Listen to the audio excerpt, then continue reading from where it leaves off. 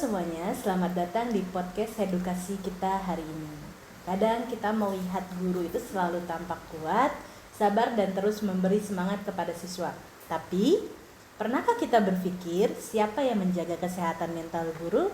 Nah, di episode kali ini kita akan membahas tema yang sangat dekat dengan dunia pendidikan, yaitu burnout pada guru serta pentingnya self-care dan mindfulness. Dan hari ini sudah bersama kita yaitu narasumber yang luar biasa, yaitu Kak Vivi yang sedang meneliti tentang pengembangan modul pengelolaan emosi guru berbasis self-care dan mindfulness untuk menurunkan burnout. Halo Kak Vivi, apa kabar? Halo Kak Alfa, alhamdulillah kabar saya baik. Terima kasih sudah mengundang saya di podcast kali ini. Tema kali ini seperti sangat menarik ya Kak Alfa ya, terutama untuk para Bapak Ibu guru saat ini. Oke. Nah, belakangan ini tuh istilah burnout itu sering sekali muncul nih Kak Vivi, terutama di dunia pendidikan. Tapi sebenarnya apa sih burnout itu? Oke, kalau kita definisikan, burnout itu adalah kondisi di mana seseorang itu mengalami kelelahan secara emosional.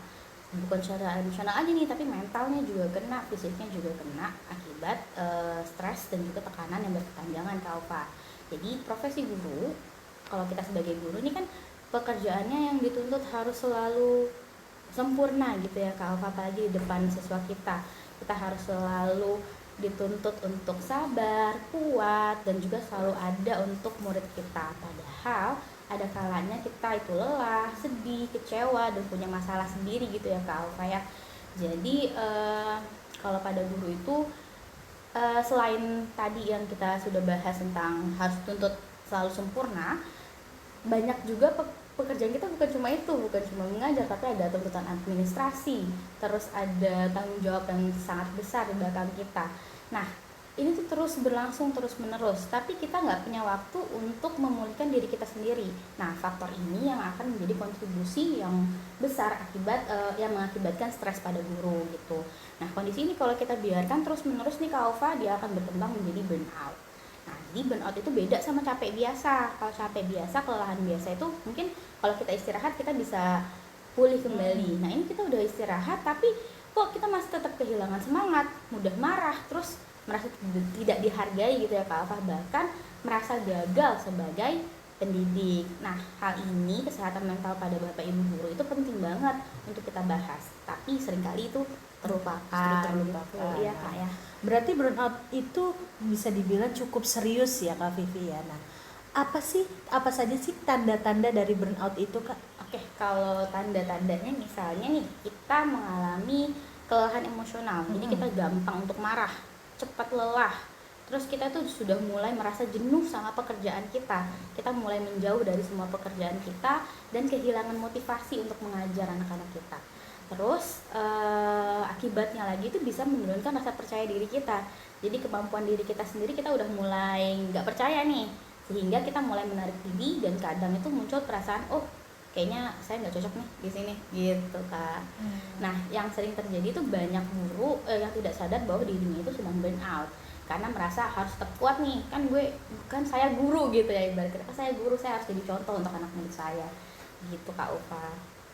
Oke, nah kalau di Indonesia sendiri nih Kak Vivi, apa sih kondisi burnout guru? Apakah kondisi burnout guru itu memang cukup tinggi? Oke, jadi sebenarnya kalau kita lihat dari penelitian sebelumnya Kak Alfa, ini keadaannya cukup mengkhawatirkan. Jadi beberapa penelitian menunjukkan bahwa banyak guru itu berada pada tingkat stres di level sedang sampai tinggi. Yang artinya itu banyak guru yang sebenarnya sedang berada dalam tekanan psikologis, tapi mereka belum mendapatkan dukungan yang cukup. Nah, dampaknya bukan hanya ke guru nih Kak Alfa. Kalau gurunya nggak sehat, berarti kan dia akan mempengaruhi kondisi kelas, kualitas pembelajaran, serta hubungan dengan peserta didik gitu ya Kak. Nah, guru yang mengalami burnout biasanya itu lebih mudah untuk lelah, kurang fokus, lebih sensitif secara emosional, dan sulit untuk menikmati proses pengajaran, pembelajaran gitu ya. Padahal suasana emosional guru itu sangat mempengaruhi suasana belajar di kelas. Oke, nah berarti dari segi kesehatan mental guru ini berkaitan langsung dengan kualitas pendidikan itu sendiri gitu ya? Iya, betul banget Kak, karena guru yang sehat secara emosional itu akan lebih mampu membangun pembelajaran yang hangat, nyaman, dan juga bermakna. Oke, nah Kak Vivi, setelah kita membahas tentang burnout dan juga dampaknya, sebenarnya apa sih yang bisa dilakukan untuk membantu guru menghadapi kondisi tersebut gitu? Oke, jadi salah satu faktor kunci sebenarnya yang berperan terhadap munculnya burnout ini adalah ketidakmampuan dalam meregulasi emosi. Jadi guru yang tidak mampu meregulasi emosinya secara efektif itu akan cenderung untuk mengalami tekanan psikologis yang tinggi gitu ya, sehingga mempercepat munculnya burnout tadi. Nah, upayanya untuk bisa mengatasi burnout ini ada di penelitian saya itu ada dua Kak, ada dua strategi dengan menggunakan self care, satu lagi dengan mindfulness. Itu. Jadi self care itu membantu guru untuk menjaga keseimbangan fisik, emosional dan juga mentalnya. Sedangkan kalau mindfulness itu membantu guru untuk lebih sadar terhadap kondisi dirinya sendiri sehingga tidak terus-menerus tenggelam dalam tekanan. Oke, tadi Kak Vivi bilang kalau di penelitian Kak Vivi itu pendekatannya ada self care dan juga mindfulness. Nah, secara lebih dalam lagi sebenarnya apa sih itu self care gitu? Oke, jadi self care itu Kak Alfa adalah upaya kita untuk bisa merawat diri kita sendiri, baik secara fisiknya, emosionalnya ataupun mentalnya. Tapi self care ini bukan berarti egois ya Kak Alfa, tapi atau tentang liburan dan hiburan aja gitu. Untuk guru self care itu bisa dimulai dari hal-hal yang paling sederhana, misalnya memberikan waktu yang cukup untuk istirahat badan kita, tidur yang cukup, belajar untuk mengatakan oh tidak, saya sudah cukup banyak pekerjaannya gitu ya, bebannya berlebihan. Terus tentunya harus punya support system yang baik dan juga memberikan ruang emosi pada dirinya sendiri. Nah, banyak guru terbiasa untuk memberikan energi kepada orang lain, tetapi lupa untuk mengisi energinya sendiri Kak Opa. Padahal seseorang yang tidak bisa, seseorang tidak bisa menuangkan air kalau gelasnya sendiri itu sedang kosong. Gitu.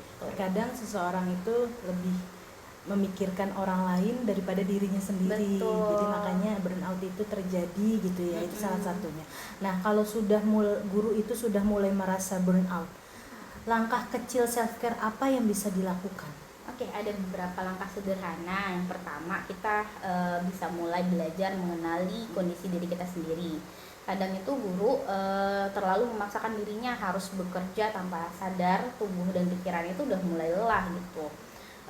Kedua, memberikan jeda istirahat tanpa rasa bersalah. Ya, kadang-kadang kan kalau kita istirahat kadang-kadang merasa bersalah sendiri gitu ya Kak Alfa ya, karena istirahat itu bukan tanda malas, tapi istirahat itu adalah kebutuhan emosional kita. Yang ketiga adalah support system tentunya. Guru butuh untuk ruang bercerita, guru juga perlu untuk didengarkan, bukan hanya mendengarkan. Oke, pembahasannya menarik sekali. Jadi merawat diri itu sebenarnya bagian daripada profesionalitas daripada guru itu sendiri, benar ya Kak? Iya, betul banget Kak Alfa. Karena guru yang sehat secara emosional akan lebih mampu menciptakan pembelajaran yang positif dan nyaman bagi peserta didiknya. Oke, tadi sebelumnya sudah dijelaskan tentang self care nih Kak. Sekarang secara penelitiannya Kak Vivi untuk metode yang mindfulness-nya seperti itu. Kenapa sih mindfulness itu penting untuk guru? Oke, karena mindfulness itu membantu guru untuk lebih sadar terhadap kondisi emosionalnya sendiri gitu ya Kak Alfa. Kalau misalnya kita lihat dari definisinya, mindfulness itu adalah kemampuan untuk hadir sepenuhnya pada saat ini dengan sadar tanpa menghakimi. Oke, hadir penuh itu maksudnya gimana Kak? Oke, artinya kita itu benar-benar sadar dengan apa yang sedang kita rasakan saat ini, pikiran kita dan yang kita alami tanpa harus langsung menghakimi diri kita sendiri gitu. Oh enggak kayak gitu. Nah, karena seringkali guru itu hidup dalam tekanan dan juga pikiran yang penuh, memikirkan tugas apalagi ya yang belum saya kerjakan, apalagi yang belum selesai, pembelajaran untuk besok bagaimana ya, oh siswa saya kemarin ada masalah itu bagaimana ya, terus administrasinya bagaimana, dan besok harus bagaimana, dan itu pikiran itu kan terus berulang gitu ya Kak. Saya salah nggak ya tadi ngomong seperti ini, bahkan masalah pribadi kita ya, akhirnya tubuh kita itu ada di kelas tapi pikiran dan emosi kita itu ada di tempat lain. Nah, dalam kehidupan guru, mindfulness ini membantu guru itu untuk lebih tenang menghadapi tekanan, mengenali emosinya sebelum emosi itu meledak. Mindfulness membantu kita untuk memberikan jeda sebelum kita bereaksi. Nah, misalnya nih Kak Alfa, saat kita merasa marah nih di kelas, guru itu kita sebagai guru bisa berhenti dulu nih, tarik nafas, kita kenali nih emosi kita sebelum kita meledak-ledak marah kepada anak murid kita. oh ternyata saya kayaknya lagi capek deh, kita kenali dulu sebelum kita luapkan emosi kita ke orang lain gitu Kak. Jadi mindfulness ini adalah latihan kesadaran, dan latihan ini itu bisa dilakukan dengan sangat sederhana. Oh oke. Nah berarti contohnya itu apa Kak? Oke, contohnya misalnya dengan menarik nafas perlahan sebelum kita masuk kelas, kita sadari emosi kita. Kalau saya sih biasanya saya hilangkan semua emosi saya yang sebelumnya ada sebelum saya masuk ke dalam kelas. Terus kalau misalnya ada yang membuat saya marah, saya biasanya tuh berhenti dulu, duduk, tenang, terus memberikan jeda sejenak sebelum saya respon apa nih respon terbaik untuk merespon anak-anak saya gitu. Nah, ketika saya mengajar juga, saya usahakan untuk selalu fokus, tidak memikirkan masalah-masalah yang lainnya. Jadi sebelum masuk kelas, semua masalah sudah saya hilangkan dan saya masuk kelas itu dengan suasana yang happy gitu-gitu Kak. Jadi hal-hal kecil yang seperti itu bisa membantu tubuh itu menjaga kestabilan emosi sehingga pikiran itu bisa menjadi lebih tenang. Oke. Nah, kita masuk ke selanjutnya nih Kak. Saya penasaran sama modul penelitiannya Kak Vivi gitu.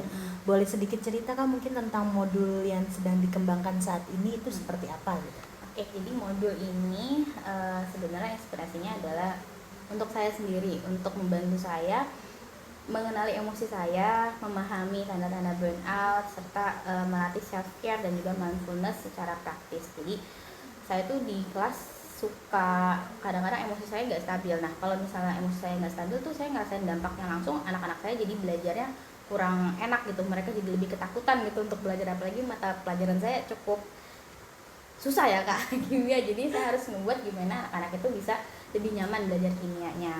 Nah, jadi sebenarnya inspirasi dari situ, saya pengen ngolah emosi saya supaya kelas saya menjadi lebih menyenangkan.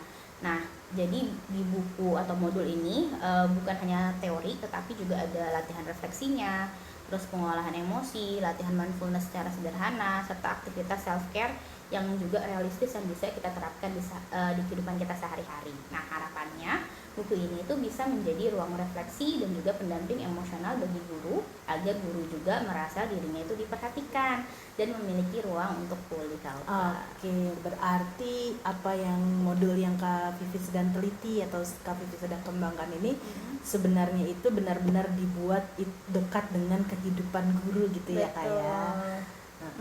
Karena tujuan dari pembuatan ini juga bukan untuk membuat guru menjadi sempurna, tapi membantu guru menjadi lebih sehat secara emosional dan lebih mampu untuk menghadapi tekanan pekerjaan. Oke, nah nggak dirasa nih sudah sampai segmen terakhir, tapi terakhir satu pertanyaan dari saya. Kira-kira apa pesan dari Kak Vivi untuk para guru yang saat ini mungkin sedang merasa burnout atau lelah? Oke, untuk Bapak Ibu guru di luar sana, sebenarnya istirahat itu nggak apa-apa, merasa lelah itu nggak apa-apa ya Kak Ufa ya, karena kita itu kan manusia bukan mesin. Guru juga punya emosi, punya batas energi gitu ya. Nah, merawat diri itu juga bukan tanda kelemahan kita, tapi bentuk kita peduli terhadap diri sendiri agar tetap bisa memberikan yang terbaik untuk peserta didik kita. Nah, karena ketika guru itu sehat secara mental, maka pendidikan juga akan menjadi lebih sehat gitu. Oke, wah. Pembahasan kali ini sangat luar biasa nih Kak Vivi ya. Semoga nanti podcast ini bisa menjadi pengingat bahwa kesehatan mental guru itu juga penting untuk diperhatikan. Oke, jadi untuk podcast kali ini terima kasih banyak Kak Vivi yang sudah berbagi ilmu dan juga refleksi hari ini, dan juga untuk teman-teman yang sedang mendengarkan. Sampai jumpa di podcast edukasi berikutnya. Ingat, guru juga bisa lelah dan itu tidak apa-apa.